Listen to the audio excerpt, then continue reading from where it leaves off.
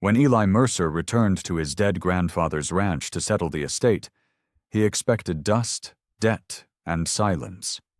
What he found instead was a hidden cistern behind a false wall in the barn, fed by pipes that shouldn't exist, maintained by hands that had no right to be there. The ledgers told a story his grandfather never spoke aloud: 30 years of theft, buried accidents, and a valley that survived by breaking every rule. But the green pasture in the middle of a drought wasn't a miracle. It was a crime scene. And the moment Eli decided to dig deeper, the people who built that system in the shadows made one thing clear: some truths are more dangerous alive than dead. Subscribe right now and tell me what country you're watching from, because what comes next will change everything you think you know about loyalty, survival, and the cost of silence. Eli Mercer stood in the driveway and stared at the ranch house. Dust covered the windows. The porch sagged on one corner. He had driven 7 hours to claim something he never wanted. His grandfather had died 3 weeks ago. The lawyer said the estate was simple: land, debts, and silence. Eli walked the fence line, noting the cracked posts and rusted wire. Most of the pasture lay brown and brittle under the sun. One section stayed green. He stopped and studied it. The grass looked thick and healthy. The rest of the property told a different story. Drought had starved the valley for 3 years. Nobody had money for irrigation. Nobody had water to spare.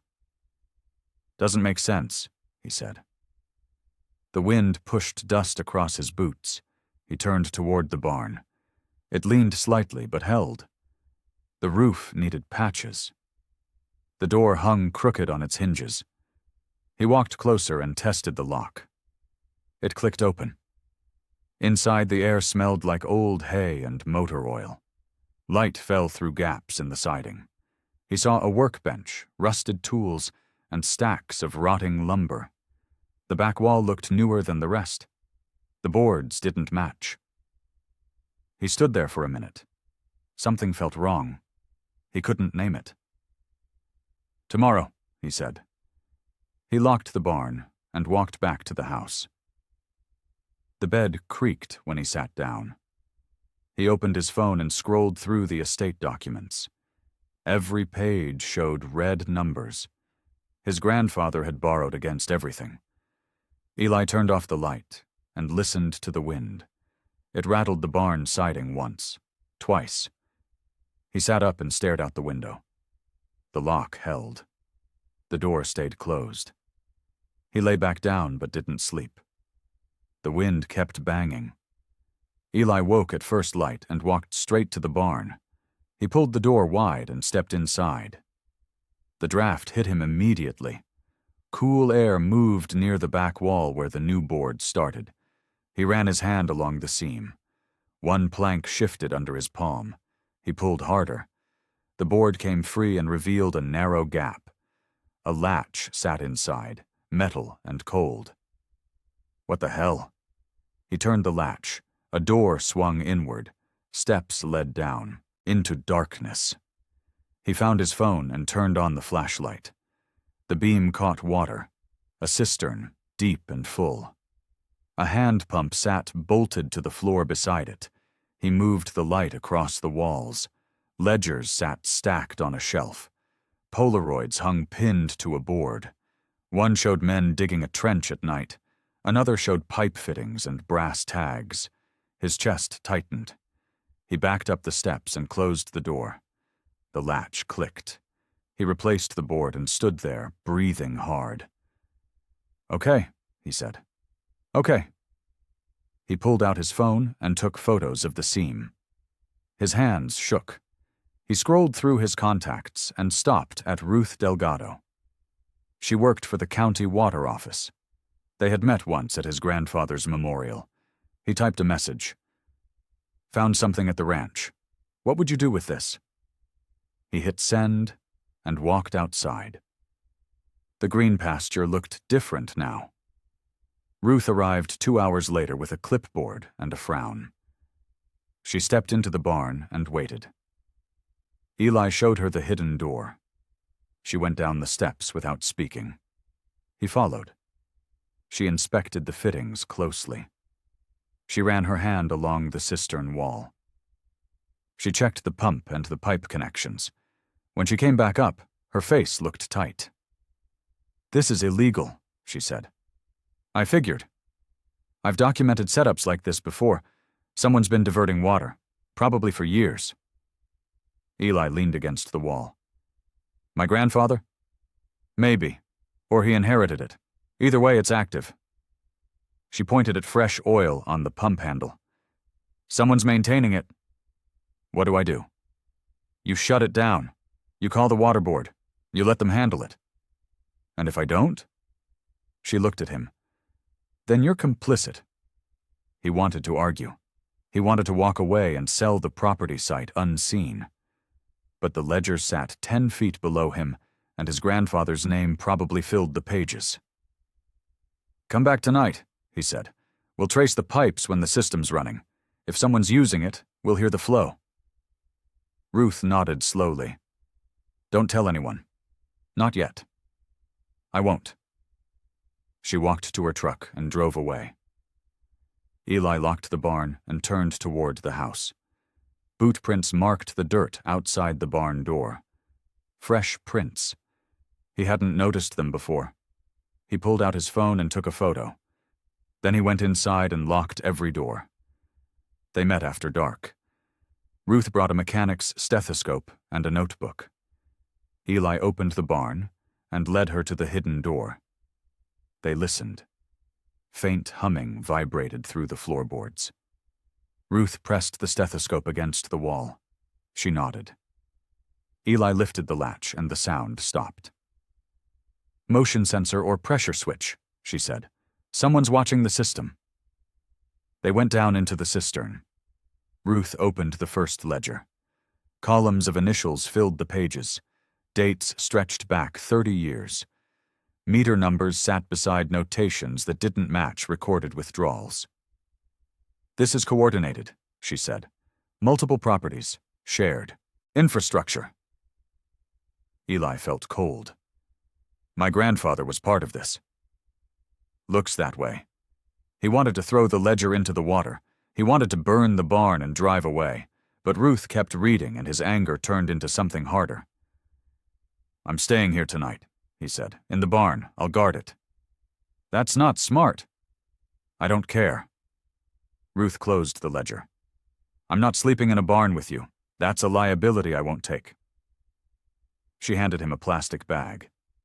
"Water test strips. Use them if you're curious." She climbed the steps and left. Eli sat on the bottom step and listened to the silence. The cistern smelled like stone and cold metal. He stayed there for an hour before going back to the house. Headlights appeared on the distant ridge. They paused. Then they disappeared. Eli watched the ridge until dawn. Eli drove into town and found Caleb Stroud at the feed store. Caleb had been his grandfather's friend for 40 years. He smiled when Eli walked in. "Heard you were out at the place," Caleb said. "I found something in the barn." The smile faded. "What kind of something?" "A cistern. Pipes. Ledgers." Caleb set down the grain sack he was holding. "That's old storm storage. Your grandpa kept it for emergencies. It's connected to the valley system. Someone's been using it." "You sure about that?" "I'm sure." Caleb stepped closer. His voice dropped. "Eli, listen to me. There's thieves around here, vandals, fires happen. You start asking questions and people get nervous. Nervous people make mistakes." "Is that a threat?" "It's advice. From a friend." Eli walked out. The sun beat down on the asphalt. He got in his truck and drove back to the ranch. The town felt smaller now, colder. He had known these people his whole life, and now they were strangers. He stopped at the hardware store and bought a motion sensor. He installed it facing the barn and linked it to his phone. The app showed a green light. Active. He went inside and ate cold beans from a can. His phone sat on the table. He stared at it and waited for the alert. The sun set. The sensor stayed green. At midnight, it pinged. Eli ran to the barn. The door hung open. He stepped inside and listened. The pump vibrated faintly, then stopped.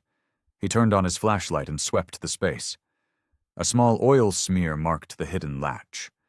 Boot prints led to the cistern stairs. He followed them down. The ledgers sat undisturbed. The water looked calm. Whoever had been here was gone. He climbed back up and checked the lock. No damage. Someone had a key, or knew how to pick it. He called the sheriff.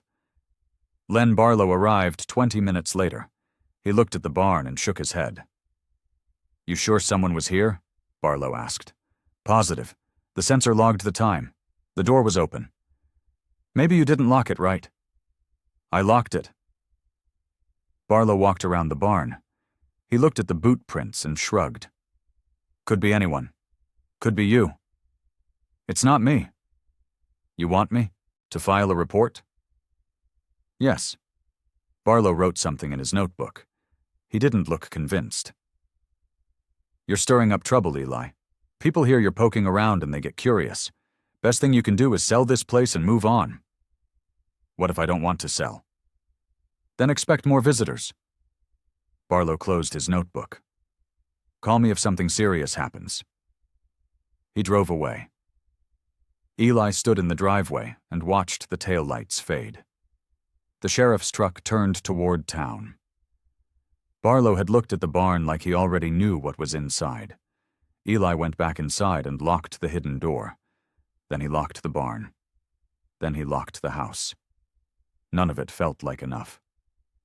Ruth arrived at dawn with test strips and a shovel. They traced the pipe trench from the barn toward the arroyo. The ground showed faint depressions where the line ran underground. Ruth stopped at a junction and started digging. The pipe came into view 3 feet down. Brass tags hung on the fittings. Ruth read the initials stamped into the metal. "These match the ledger," she said. Eli knelt and looked closer. "How many properties?" "At least 4, maybe more." The scale of it hit him. This wasn't one man stealing water. This was a system, organized, maintained, protected. "If I expose this, the whole valley turns against me," he said. Ruth didn't answer. She took photos and measured the pipe diameter. When she finished, she stood and brushed dirt off her hands. "I need copies of those ledgers," she said. "Why?" "Because I know someone who can help, someone outside the county." "Who?" "Someone I trust." Eli nodded. They walked back to the barn, and he unlocked the hidden door. Ruth carried the ledgers up and photographed every page. When she finished, she handed them back. "I'll send these tonight," she said. "And then what?" "Then we wait." She drove away. Eli stood in the barn and looked at the cistern. The water sat still and dark. He thought about his grandfather and the years of silence. He thought about the green pasture and the brown valley. He thought about the choice he was making. "I'm not stopping," he said. The cistern didn't answer. Eli called his ex-wife, Jessie, and asked her to visit. She arrived the next afternoon and walked the property without speaking. He showed her the barn. He showed her the cistern. He showed her the ledgers. "What do you want me to say?" she asked. "I want you to tell me what to do." "I can't do that." "Then tell me I'm making a mistake." She looked at him. "You're not making a mistake. You're making a choice. But you need to decide who you want to be before the valley decides for you."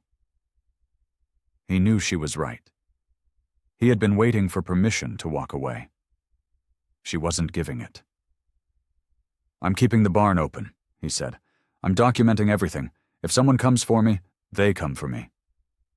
"Then be ready." She left.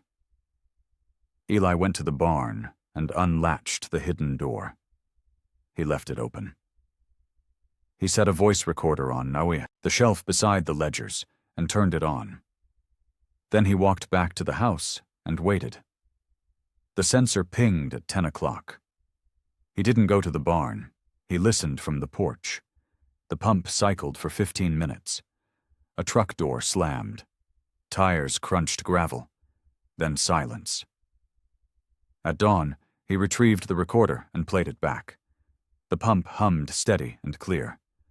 The truck door sounded close. A voice said something he couldn't make out. Then the truck drove away. He rewound it and listened again. The voice was male, older, familiar. "It's still live," he whispered. He saved the file and sent it to Ruth. Then he sent it to himself at 3 different email addresses. There was no going back now. Maya Shu arrived 3 days later in a state truck. She wore a badge and carried a metal briefcase. Ruth had sent the ledgers to her anonymously. Now she was here to see the barn. "I need chain of custody," Maya said. "No shortcuts, no contamination of evidence." Eli nodded. "What does that mean?" "It means we document everything. We photograph everything. We touch nothing without gloves and witnesses." She walked the property with a tablet and stylus. She marked the cistern location. She mapped the pipe route from barn to arroyo. She noted the green pasture and the brown fields beyond. "You understand this will take time," she said. "How much time?" "Weeks, maybe months.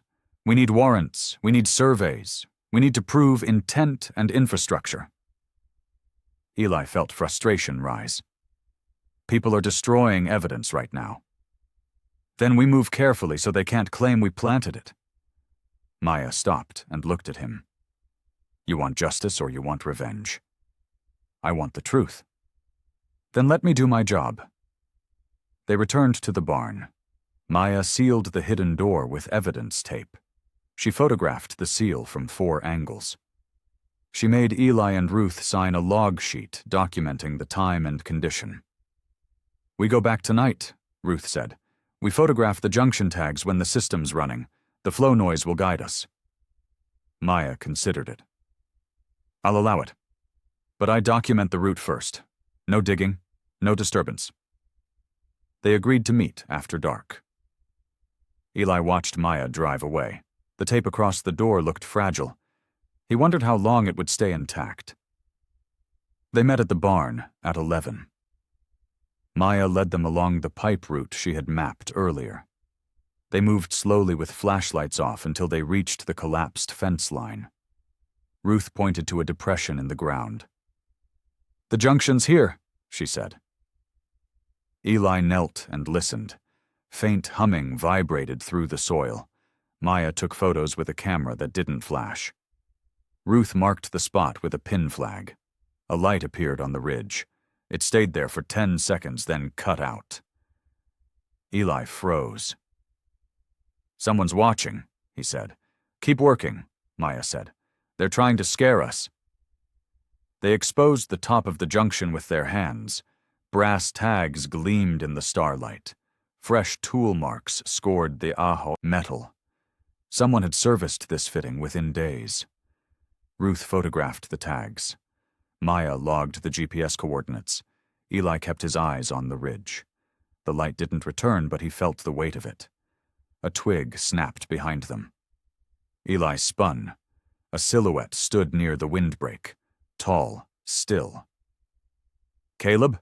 Eli called. The figure retreated into the trees. Footsteps moved away fast. Eli started after it, but Maya grabbed his arm. "Let him go," she said. "We have what we need." They walked back to the barn in silence. Eli's hands shook. The confrontation was coming. He could feel it.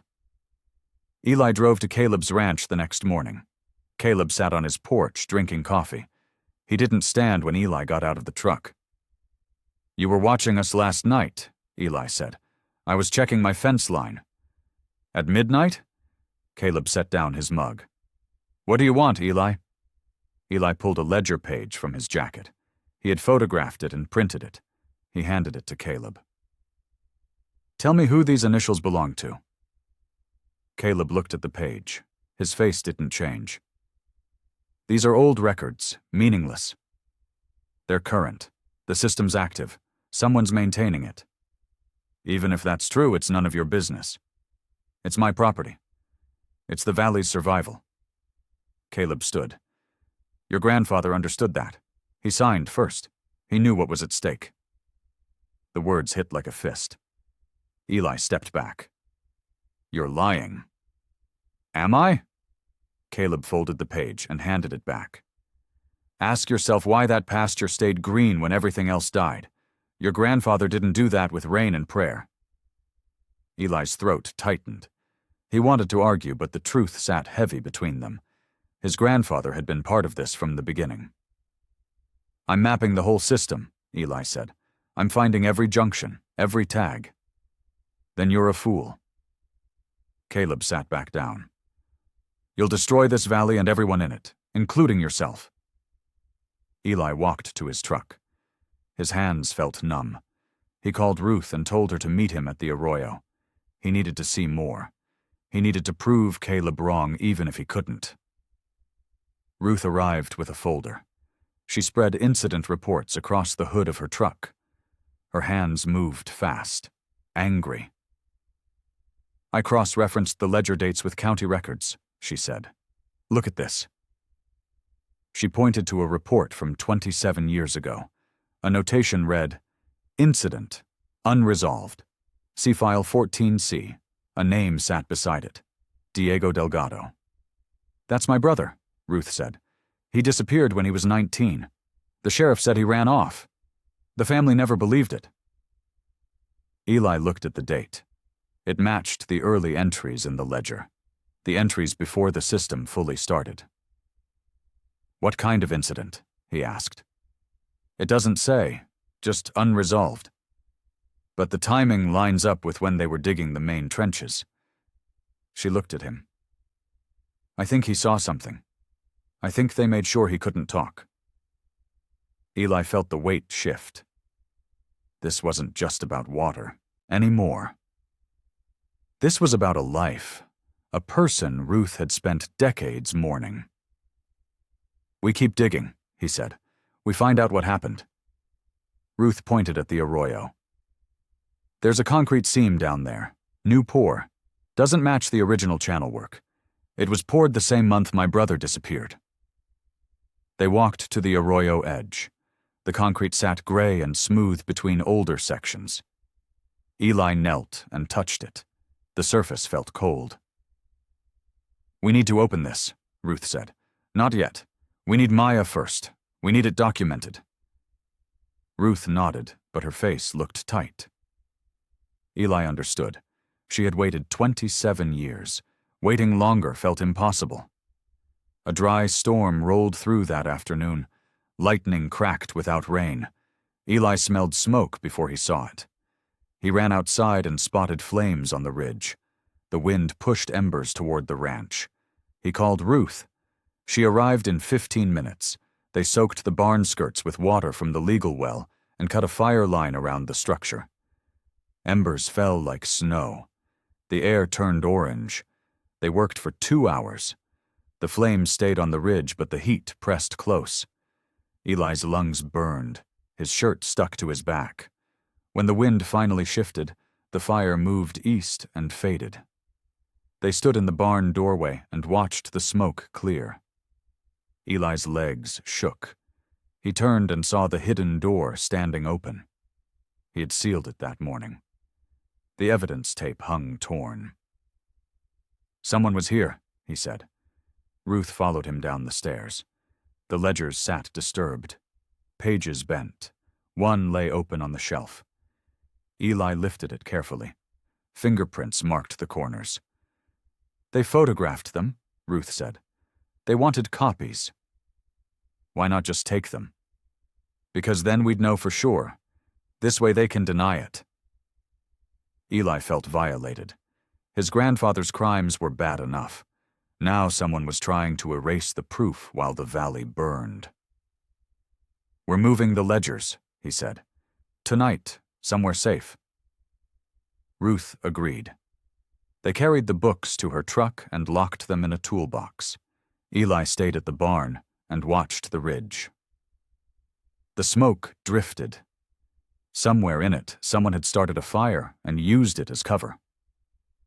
Sheriff Barlow pulled Eli over 2 days later on the county road. He said the taillight was out. Eli knew it wasn't. Barlow walked to the truck bed and pulled back a tarp. A hunting rifle lay underneath. Eli froze. "That's not mine," he said. "It's in your truck." "Someone planted it."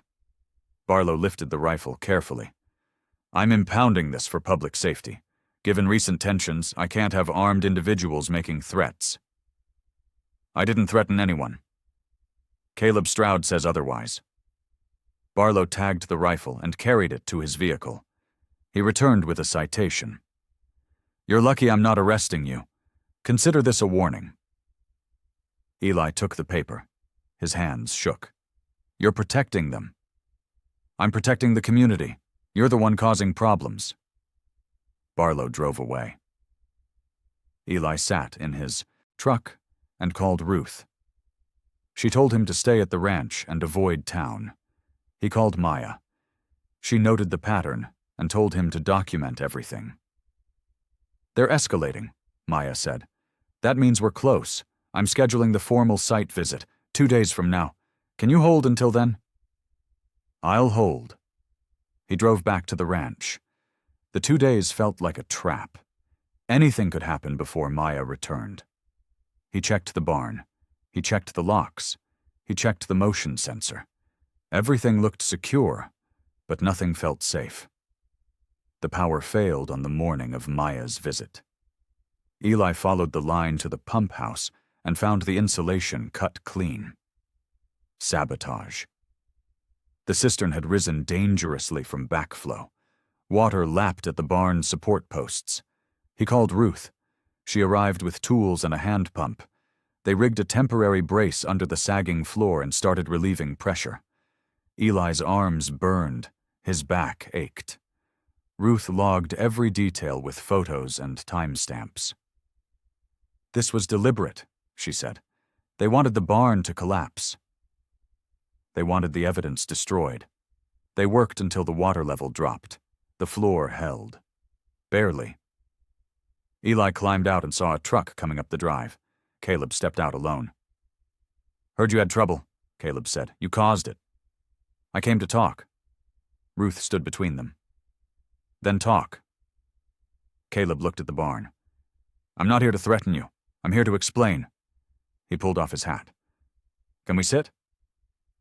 Eli wanted to refuse. But Maya was coming, and he needed Caleb talking.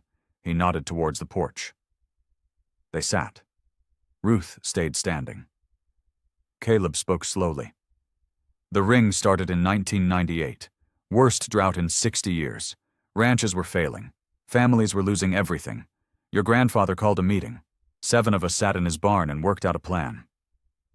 "Illegal diversion," Eli said. "Survival." Caleb's voice hardened. "We pooled resources, shared infrastructure, diverted enough water to keep the valley alive. It worked. Until someone died." Caleb's face went still. "A kid, 19 years old, day laborer. He was digging a trench and it collapsed. Buried him before we could pull him out." Ruth's breath caught. Eli glanced at her. She didn't move. "We called it in," Caleb said. "We told the truth, but the investigation would have exposed the whole system. Shut us down. Ruined everyone. So we made a choice." "You buried him," Eli said. "We took care of his family, quietly, sent money for years, made sure they were okay." Caleb looked at his hands. It wasn't right, but it saved the valley. Eli pulled out his phone and started recording. "Say that again." Caleb noticed the phone. He didn't stop. "We buried the accident to save the valley. We've been maintaining the system ever since. Your grandfather signed first because he understood the cost. The rest of us followed." He stood and dropped a set of keys on the porch railing. Those open my gates, my fence lines. Yours too. We're all connected. Here. You expose us, and you kill more than you save." He walked to his truck and drove away.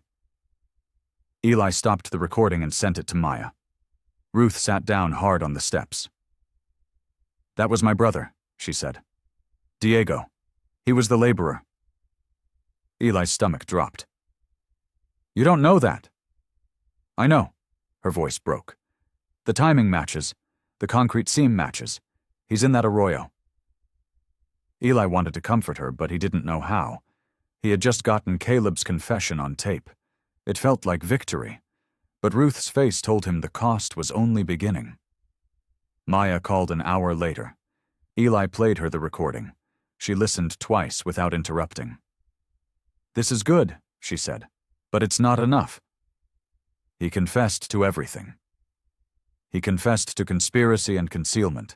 We still need physical proof, exposed pipework, tagged junctions, structural evidence at the arroyo seam. She paused.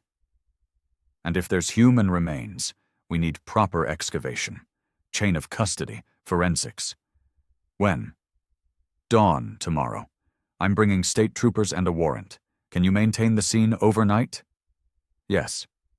"Don't go near the arroyo. Don't touch anything. Just watch." Eli agreed, and ended the call. Ruth sat on the porch steps, staring at nothing. He sat beside her.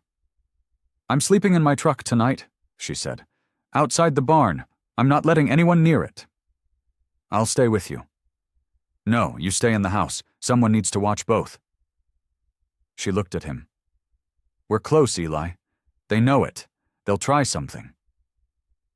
She was right. He felt it in the air. The valley had tolerated his questions when they seemed like curiosity. Now they were evidence. Now they were threat. Ruth drove her truck beside the barn and locked the doors. Eli watched from the porch. The motion sensor glowed green. The stars came out cold and sharp. At 2 a.m, the sensor pinged. Eli grabbed his flashlight and ran. Ruth met him at the barn door with a tire iron in her hand. They heard the pump before they saw anything. It cycled loud and steady. Eli unlocked the door, and they stepped inside. Wet footprints led from the entrance to the hidden stairs. "Someone's down there," Ruth whispered. Eli called out, "I know you're here. Come up." The pump stopped. Footsteps scrambled below. A figure bolted up the stairs and ran for the rear access door. Eli lunged but missed. The intruder hit the door hard and disappeared into the windbreak. Ruth chased to the edge of the trees, then stopped. Gone. They returned to the cistern. Fresh prints marked the stairs. Eli photographed them. Ruth searched the floor and found a wrench near the pump. She lifted it carefully. "Look at the handle," she said. Engraved letters spelled out Valley Buyers Co-op. The same co-op Caleb had chaired for 15 years. The wrench connected commerce to maintenance, infrastructure to conspiracy. "This won't be buried again," Ruth said. Her voice carried weight Eli hadn't heard before. She wasn't just a county tech anymore. She was someone who had lost a brother and spent decades without answers. Now the answers were surfacing, and she wouldn't let them sink. They locked the barn and waited for dawn. The wind moved through the trees. Somewhere out there, the intruder was telling someone what had happened. Eli wondered how many phone calls were being made, how many people were deciding what to do.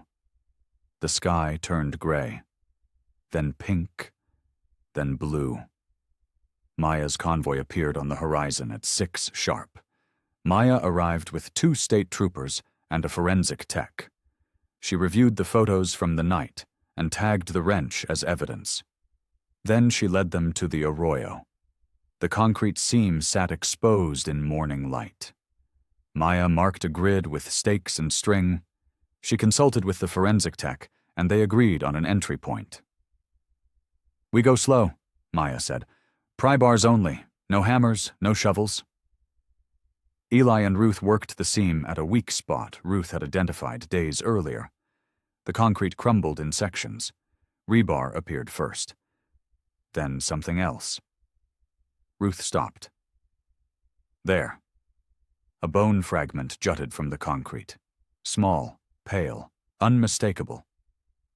The forensic tech moved in with gloves and a camera. Everyone stepped back. "We stop here," Maya said. "This is now a recovery site."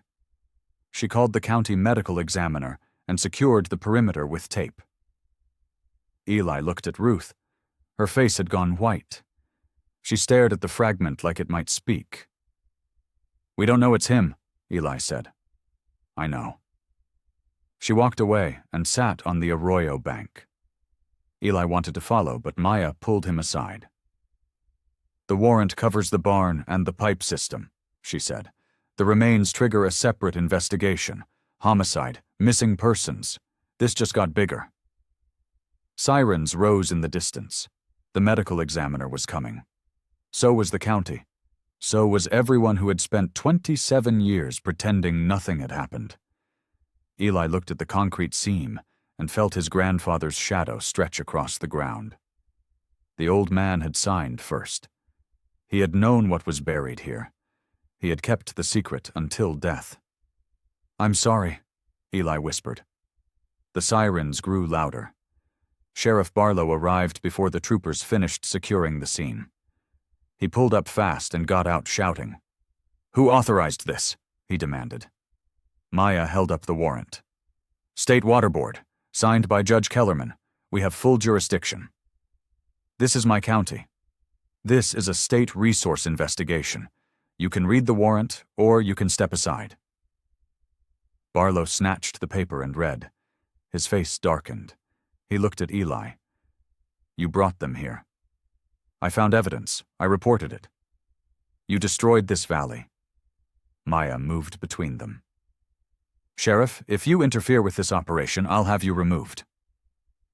She pulled a ledger page from her folder.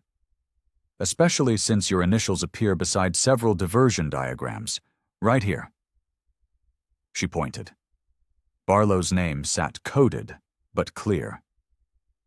LB, Meter Bypass, Sector 4. His face went rigid.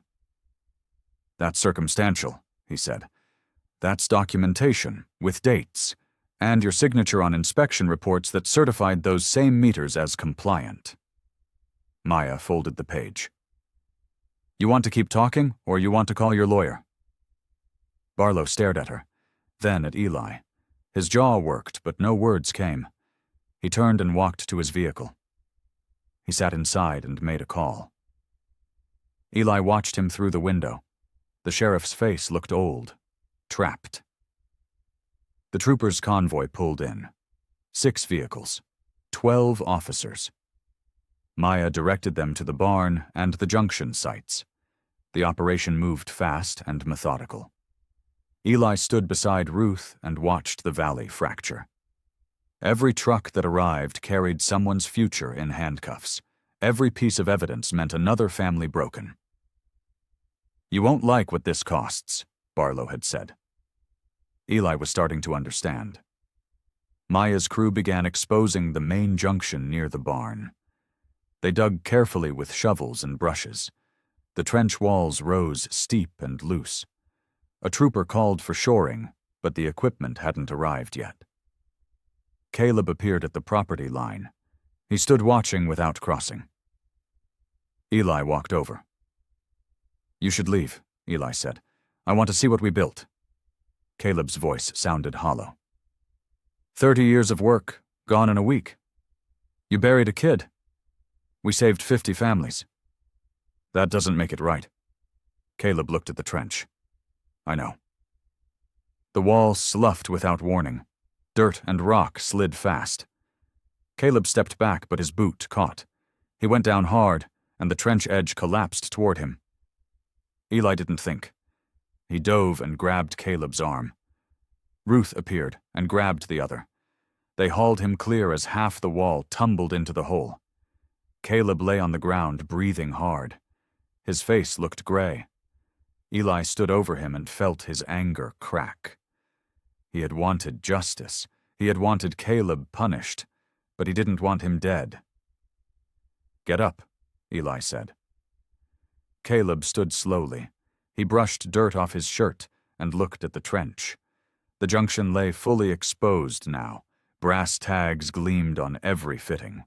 The tags matched the ledger codes exactly. "It's over," Caleb said. "Yeah." Caleb nodded once. "Do what you have to." Maya approached with a trooper. "Mr. Stroud, we need you to come with us. We have questions about the system's maintenance and oversight." Caleb didn't resist. He walked to the patrol car and got in. Eli watched him go and felt no satisfaction. Just wait. The forensic team worked the Arroyo seam for 2 days. They extracted bone fragments and tissue samples. Preliminary indicators suggested male, late teens. Dental work matched records from a free clinic in the next county. Ruth sat in Maya's truck and read the report. She didn't cry. She just stared at the page. "It's not confirmed," Maya said. "DNA will take weeks." "It's him." Ruth's voice came out flat. "I know it's him." Eli sat beside her. He didn't know what to say. Her brother had been 19. He had been digging a trench for men who promised him work. The trench had killed him, and they had poured concrete over the truth. "I'm sorry," Eli said. "Don't be sorry. Finish this." Maya closed her folder. "The ring is shut down. We've capped every illegal tap, seized meters, tagged all infrastructure for removal." She looked at Eli. "Your ranch benefited from the system for 30 years. The water board will calculate restitution. You'll owe." "How much?" "Enough that you can't keep the property as is. You'll have to sell or negotiate a settlement." Eli nodded. He had expected this. His grandfather's choices had mortgaged more than land. They had mortgaged integrity. Eli couldn't inherit one without the other.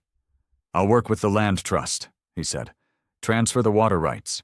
Keep the house and barn if I can. The rest goes to remediation." Jessie called that evening. Eli told her everything. She listened without interrupting.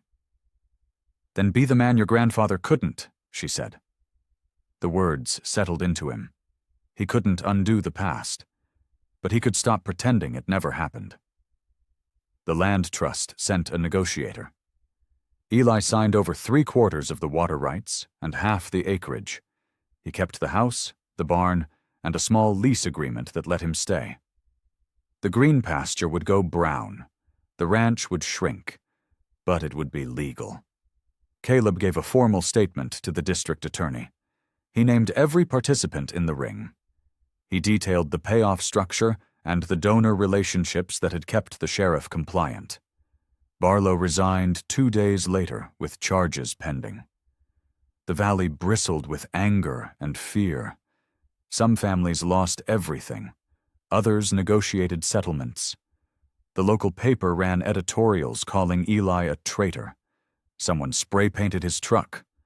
Someone else left a dead coyote on his porch. Eli cleaned the porch and drove into town anyway. He bought groceries, he paid cash. He didn't apologize. Ruth mailed a letter to her brother's last known address. The envelope came back undeliverable. She mailed another to a cousin in Albuquerque with a photo of the sealed arroyo and a note that said Diego was found. Maya packed her files and prepared to leave. She stopped at the ranch on her way out. "The case will take years," she said. "Appeals, restitution hearings. You'll be called to testify." "I know. You did the right thing. Doesn't feel like it. It never does." She handed him a card. "If you need anything, call me." She drove away. Eli stood in the driveway and looked at the barn. The hidden door stood open now. Sunlight reached the cistern floor. The water was gone. The pump sat silent. He walked inside and ran his hand along the dry stone. The space felt smaller without the secret. Emptier, but cleaner. Eli spent a week building a small plaque from barn wood. He carved the words carefully.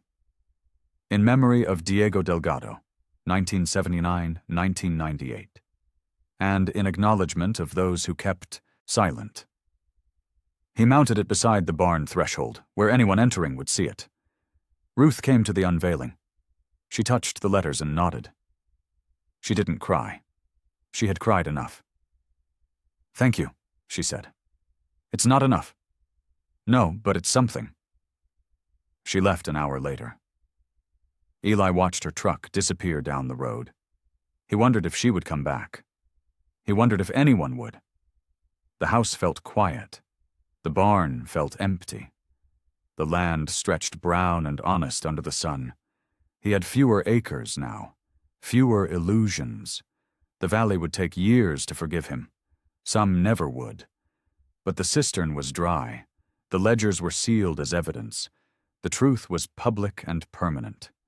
He had chosen integrity over inheritance, and the choice had cost him nearly everything. He walked to the barn one last time and checked the hidden hatch. He turned the latch. It clicked solid and final. The sound echoed once, then faded into silence.